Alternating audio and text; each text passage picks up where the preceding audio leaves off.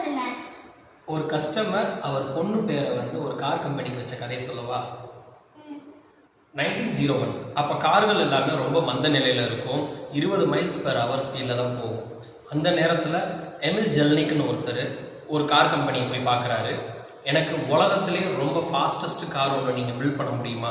Build பண்ண முடியும்னா 36 காருக்கு ஆர்டர் தரேன்றாங்க. அந்த கம்பெனிக்கு அது கிட்டத்தட்ட ஒரு வருஷம் அவங்க விற்கக்கூடிய நம்பரை விட ஜாஸ்தி.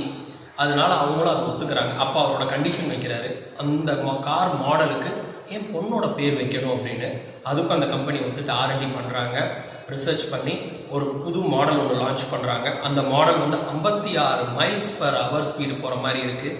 கிட்டத்தட்ட யூரோப்பில் நடக்கக்கூடிய ரேலியிலேருந்து ஒரு முக்கியமான இடங்கள்ல எல்லா இடத்துலையுமே வந்து ஒரு ஃபாஸ்ட் அண்ட் ஃபியூரியஸ் மிஷினாகவே வந்து வளம் வந்து ஒரு பயங்கரமான பிராண்டாக டெவலப் ஆகுது அந்த பர்டிகுலர் மாடல். அப்புறம் அந்த கம்பெனி வந்து அந்த பர்டிகுலர் மாடல் பேரவே கம்பெனி பேராக மாற்றுது. அந்த கம்பெனி, இந்த சேலஞ்ச் எடுத்துக்கிட்ட கம்பெனியோட பேர் டேம்லர், அந்த பொண்ணோட பேர் மெர்சிடிஸ். இப்படி தான் டேம்லர்ன்ற கம்பெனி மெர்சிடிஸ் பென்ஸ்ன்னு மாறின கதை. ஒரு கஸ்டமரோட ரிக்வஸ்ட் ஒரு கம்பெனியோட பேரை மாற்றுற அளவுக்கான சக்ஸஸாக கூட மாறலாம். வாழ்க வளமுடன், வளர்க வையகம் போற்று.